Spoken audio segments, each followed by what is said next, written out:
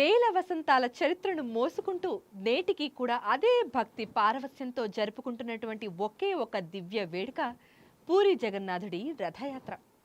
భారతదేశపు ఆధ్యాత్మిక వారసత్వానికి ప్రతీకగా నిలిచినటువంటి ఈ మహావేడుక కేవలం ఒక పండుగ మాత్రమే కాదు, లక్షలాది హృదయాల భక్తి తరంగం. ప్రతి సంవత్సరం కూడా ఆషాఢ మాసపు శుక్లపక్ష ద్వితీయ తిథి రాగానే పూరి నగరం మొత్తం ఒక దివ్య శోభతో మెరిసిపోతుంది. ఈ ఏడాది జూలై 16న గురువారం నాడు ఈ చైతన్య ప్రవాహం మరోసారి మన ముందు ప్రవహించనుంది. రండి, ఈ అపూర్వ ఉత్సవపు వైభవాన్ని, దాని వెనుక ఉన్నటువంటి పురాణ గాథలను ఒకసారి తెలుసుకునే ప్రయత్నం చేద్దాం.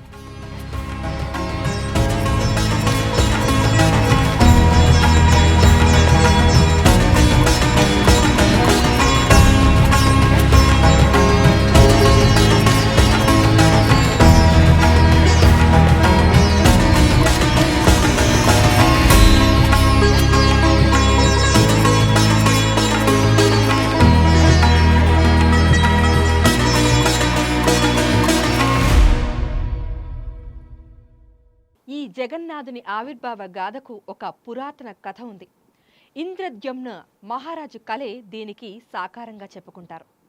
పూరి జగన్నాథుని పుట్టుక వెనుక ఒక అద్భుతమైన పురాణ కథ నిక్షిప్తమై ఉందని పురాణాల ప్రకారం చెబుతున్నారు.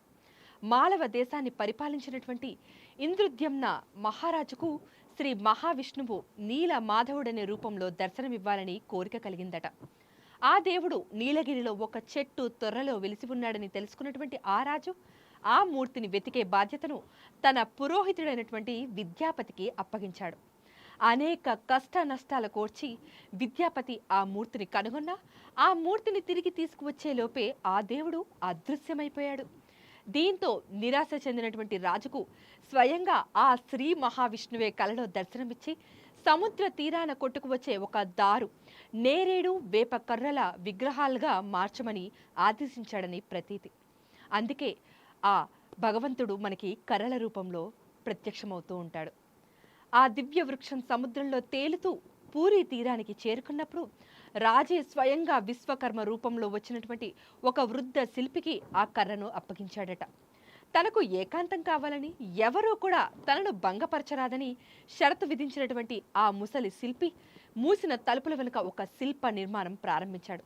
అయితే లోపలి నిశ్శబ్దానికి ఆందోళన చెందినటువంటి మహారాణి గుండీచా ఓపిక నశించి తలుపు తెరవడంతో అంతే ఆ దివ్య శిల్పి ఒక్కసారిగా అదృశ్యమయ్యాడు. అసంపూర్తిగా మిగిలినటువంటి ఆ మూర్తులకే, చేతులు కాళ్ళు లేని ఆ సంపూర్ణ రూపాలకే నేటికి పూరిలో పూజలు జరుగుతూనే ఉన్నాయి. ఈ అసంపూర్ణత్వమే జగన్నాథుని రూపానికి ఒక విశిష్ట ఆధ్యాత్మిక అర్థాన్ని ఆపాదిస్తోంది. దైవత్వం ఏ ఆకృతికో పరిమితం కాదని, అది అనంతమని మనకి చెప్పకనే చెబుతోంది.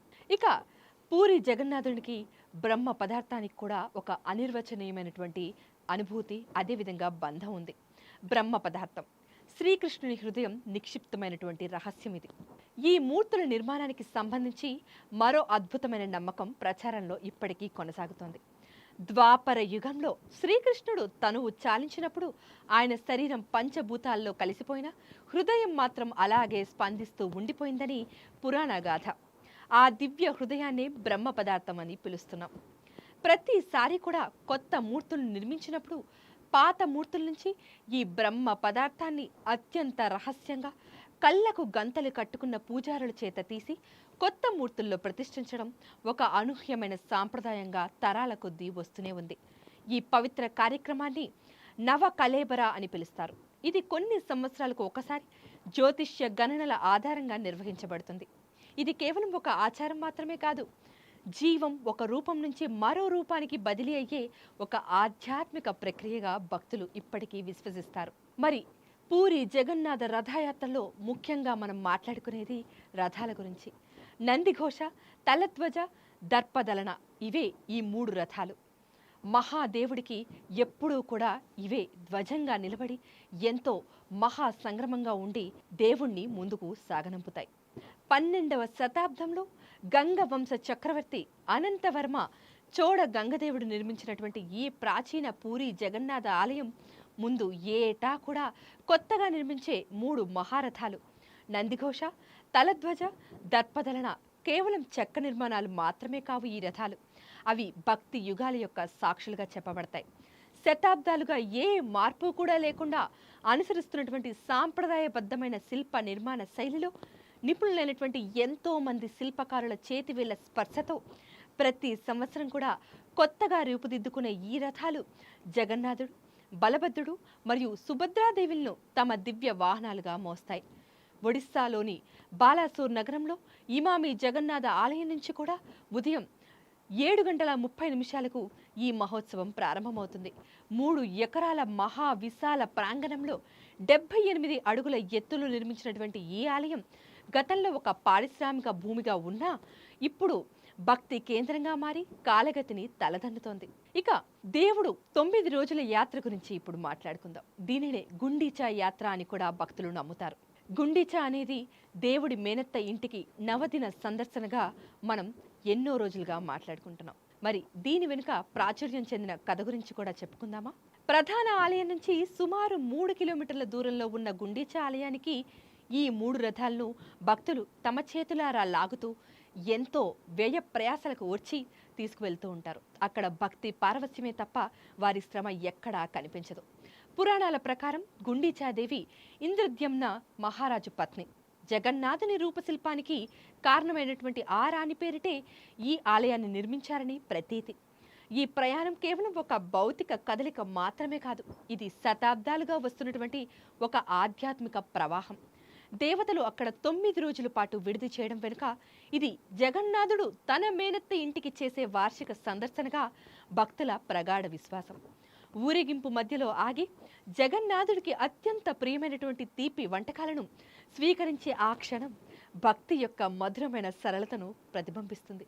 అది చూడడానికి మన కళ్ళు సరిపోవంటే నమ్మబుద్ధి కాదు. ఇక రథచక్రాల ధ్వనిలో లక్షల గొంతుకల నామస్మరణ, జై జగన్నాథ్, హరే కృష్ణ అనే నామస్మరణలతో మార్మోగే ఆ వాతావరణంలో దేశ విదేశాల నుంచి తరలివచ్చే వేలాది భక్తులు ఆ బరువైన రథాలను తాళ్లతో లాగడం ఒక అనిర్వచనీయమైన అనుభూతి. ఈ కార్యాన్ని అత్యంత పుణ్యప్రదమైనదిగా భావించడం వెనుక మానవుడు దైవంతో నేరుగా అనుసంధానమయ్యే ఒక సాంప్రదాయ విశ్వాసం దాగి ఉంది. సాధారణ రోజుల్లో ఆలయ ప్రవేశానికి అనుమతి లేని అన్ని మతాల ప్రజలకు ఈ యాత్ర సందర్భంగా దేవతా దర్శన భాగ్యం, ఊరేగింపులో పాలు పంచుకునే అవకాశం లభించడం ఈ ఉత్సవపు విశిష్టతకు నిదర్శనం. జగన్నాథుడు కుల మత భేదాలకు అతీతుడని, తనను చేరుకునే ప్రతి హృదయాన్ని కూడా కరుణతో ఆదరిస్తాడని చాటి చెప్పే ఈ సాంప్రదాయం భారతీయ ఆధ్యాత్మికతలోని విశాల దృక్పథానికి అద్దం పడుతుంది. శతాబ్దాల నాటి ఈ భక్తి ప్రవాహంలో మీరు కూడా ఒక భాగం కావాలంటే మీ యాత్రా సన్నాహాలు ఇప్పుడే ప్రారంభించండి. ఈ దివ్య అనుభూతిని మీ మాటల్లో మాతో పంచుకోవడం అస్సలు మర్చిపోకండి. జై జగన్నాథ్. నమస్తే. Please subscribe to the channel and download the Politicos app from the links in the description.